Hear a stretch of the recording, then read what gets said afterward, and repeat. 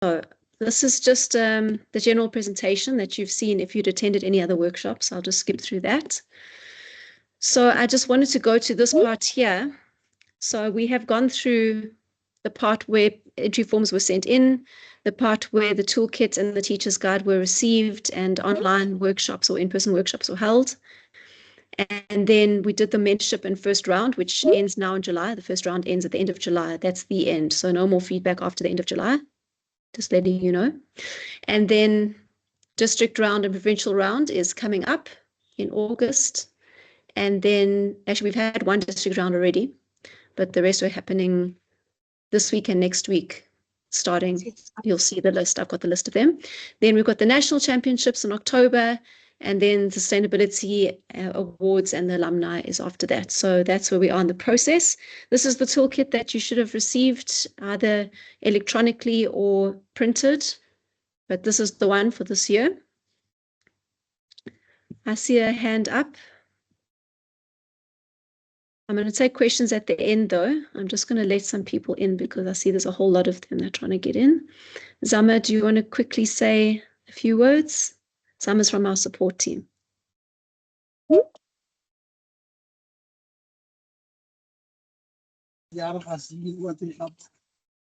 Wilfred.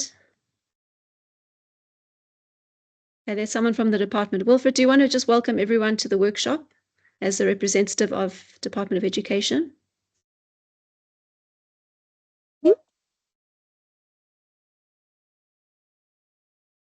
I think he's in a noisy place, probably why. Okay, I'm going to now start. Okay, so the toolkit steps are those 10 steps, and there are some changes from year to year, but the basic steps are the same. Like we don't totally change them around. We don't, reinvent the wheel every year. So if you have done YCAP before, then hopefully it will start to be easier and better as you go on. So this is the 10-step process. If you do have any questions about that and you stuck on anything at this late stage, please do reach out as soon as you can. You've got our email address. It's on the entry form, info@empowervate.org, or you have your district officials that you're welcome to contact. Apparently my screen has stopped sharing for some reason. Let's see why. And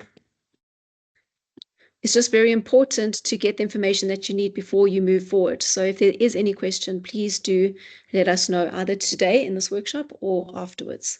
Can you see my screen now? Yes, we can. Okay, great. So these are the 10 steps. As you can see, it's about forming and managing a team, roles and responsibilities, the research part, which is SWOT analysis, mapping, and systemic stairway. Step 4 is analyzing the topic and baseline study. Step 5 is finding the target market and brainstorming solutions. Step 6 is the action card and budget. Step 7 is managing the team and doing the actions. Step 8 is showing evidence proving impact and sustainability. Step 9 is talk about it, communication and motivation. Step 10 is personal and team development analysis. Okay. So these are the steps that everyone should know. I'm not going to go through them now, because this workshop is basically answering any questions you have about district round. So you should have gone through all of this already. You should be at the end of your project, and all of this should be in your portfolio. So what the portfolio is, it's basically a working document. It's explaining how you did your project step by step, according to these steps that are in the toolkits, and giving as much evidence and information as you can to make sure that the adjudicators can understand what you did. They can see it in action. They can feel the energy of your project, because they weren't there. So they have to get everything from the portfolio, and that's why it counts the most marks. And then from there, you do an oral presentation. An oral presentation is basically the highlights package. It's like the trailer to the movie, saying this was the project that we did. It was really amazing. We did this and this and this to solve this and this problem. Look at the changes we made. Look at the lives that we've changed. Look at the situation from before and after. And then at the end of that, you will have your portfolio to back up everything you said in your oral presentation with evidence. So that is the gist of it. And for district rounds, we don't really do the cultural item, but you should start thinking about it, because the cultural item is very small. Thing that we've added in is just something to explain a culture in your team, or even a general culture from our country that you want to talk about and explain to people. It's basically an educational, social cohesion element, and that will mainly be for provincial rounds. but you can always think about it from now if you want to do that in a district round. If you have time, you can always present it there to get some practice, and it's a very nice and fun thing to do as well. Okay, so for district rounds, this is the in-person versus virtual. So we've got in-person rounds, and the in-person rounds, even if you are coming in person with your printed portfolio, which obviously you have to do, you should also send your portfolio 1 week before to us at this website, this email address or that website, which is for large files. And the reason for that is because we need to actually go through those files beforehand, because trying to listen to the oral presentation and go through the portfolio at the same time is a little bit challenging at times. So we'd like to have time to go through it and just the adjudicators go through it and look at it and get the gist of what you're going to say, so that when you get there, it's not like brand new, something they've never seen before. So please do send those through at least a week before your event. And also for virtual rounds, same thing. Please send it through a week before the event. But obviously in virtual, that is your submission. You know, you don't have an in-person round where you're going to actually go there and give the printed one.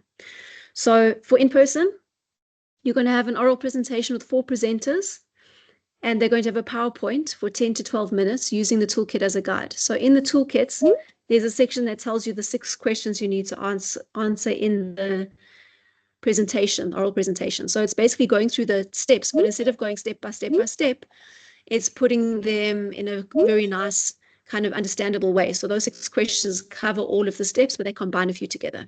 So that's all it is. And then please make sure that the presenters have had some practice and they know how to speak. They, don't have to read everything directly from their page or from the PowerPoint. Actually, they can talk about it because they were there. They did the project. It's not something foreign to them. And that's why it's important to make sure that your presenters were very involved in the program. Like there's no point in having, let's say you have an idea that you'll get one of the best presenters who didn't really do much in the project to be the presenter. That's not going to help, because they're going to be asked questions by the judges. And if they ask questions and the person doesn't know what's going on, then it's going to be very obvious. So make sure that the people who were involved in the project are the ones who are presenting. Then bring the original file and 2 copies so that the judges can go through it, because there's usually 2 to 3 judges. And if they have to share, it's going to take longer. So if they have copies of the main one, then it's quicker. So that's why we say that. And then I mentioned just now the Q&A. And then just remember, the oral presentation only counts 20 marks, and then the rest of it is the portfolio. So the portfolio is number 1. If you don't get your portfolio done properly, if it's a portfolio in the form of a PowerPoint, then you know you haven't done it well enough, because a PowerPoint doesn't give you enough room for detail. And we want a lot of detail. So use your PowerPoint for your oral presentation and your Word document, which can become a PDF, for your written one. Okay. And then there are certificates for all participants and the winners, and that will be emailed. And in fact, for first round, today we actually sent through the emailed first round participation certificates for anyone who sent through their first round portfolio for feedback. Then the virtual rounds, you'll submit your portfolio 1 week before the event to info@empowervate.org or www.wetransfer.org. And the event will take place on Teams, and any participants with challenges or access must let us know at least 1 week in advance. There are certificates for all participants, and winners will be emailed. Now, I just want to go through the dates, and then we'll go to the questions. So the dates that I've received are these ones here. So Western Cape is doing online, and that's going to be submission date 10th of August.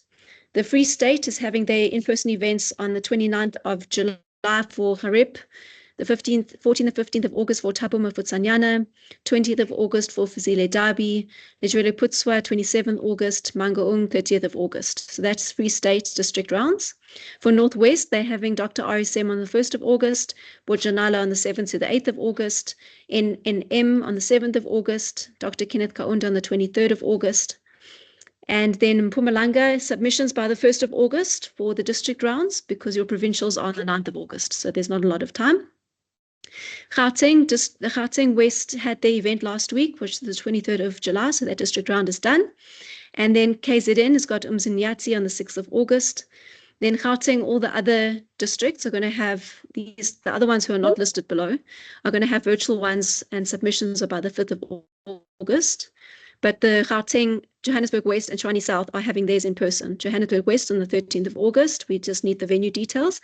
And Tshwane South in person as well. On the 20th of August, we're waiting for the venue details. Then for KZN, it's all going to be district rounds unless you hear otherwise. We're waiting to hear if there's anything else. There's only the one KZN that's in person so far, which is Umzinyathi on the 6th of August. So the rest of the KZN ones will be submission by the 5th of August. And then Limpopo will be submission by the 5th of August online, and Northern Cape also by the 5th of August online. So these are the district round dates that we have so far. But please do confirm with your district official if you haven't received this information from them already, because they might have changed something. You know, things happen, dates change, venues change. So just double check before you take this as the final information. Okay, so now I'm going to stop public speaking presentation. Yeah, so it says here the oral presentation has 4 aims. 1, to allow team members to practice their English public speaking skills and gain confidence. 2, to learn how to use PowerPoint presentations effectively. 3, to get the judges and audience emotionally involved while demonstrating the impact and sustainability. And 4, to show diversity through heritage, culture, and national symbols, which is the one I mentioned just now. So the guiding questions are, number 1, what is the name of your school, your province, your team members? So that's basically step 1 and 2. And you can do that in a creative way. But as long as you mention those items, that's what we want. Then another slide can be about the topic. Why did you choose it? How serious is the problem? That's just basically step 3 and 4. And you go into some detail about that. Then the next one is what actions did you take to solve or lessen the problem as part of your project, which is basically step 5 to 7. Then what impact or changes did you make? Evidence, discuss how the problem was solved or lessened through your actions, which is step 8 and 9. And then you'll have 20 minutes in total for the presentation. So we say 10 to 15, but I say 10 to 12 minutes to present. And then there will be the diversity item, which is that cultural item I mentioned earlier. And then the Q&A from the judges. But at district round, we probably won't have that many diversity cultural items, but we definitely will have the Q&A from the judges. And then also talk about what you learned from doing the project. Discuss the steps that you learned from the most. That's step 10. And then what is the highlights or challenge that you overcame during your project? So I think there's some kind of editing thing. This should not be here. No, I think I moved it there by mistake. It should be here. So that's basically what it is that you have to put in the PowerPoint. Does it make sense? Who's here? Hello. Hi, Rose. Yeah, the national manager. Yeah, I was here since the beginning. Yeah, I just want to say good luck to all the schools who entered. And this is not about winning, if they can take it there. This is not about winning, but doing an impact and developing these learners. And so learners should be proud of themselves for doing YCAP, and teachers for mentoring them to be better citizens in the future. So it's not about winning. It's about knowing that you are doing a good thing and you can do it. So just push. I know it's not easy, but it's worth it. So thank you. I wish you all the best of luck. And I just say that it's about progressing and growing and developing yourselves and your community. It's not about winning, as Rose said. If you win, it's a cherry on top. But the journey is what you want to focus on, like the process of how you got there. The steps that you followed are things you can use in your life. It's not only for this project. It will enhance your life. So don't see it as just a competition of winning and losing. Yeah, that's all I can say. And I wish you all the best.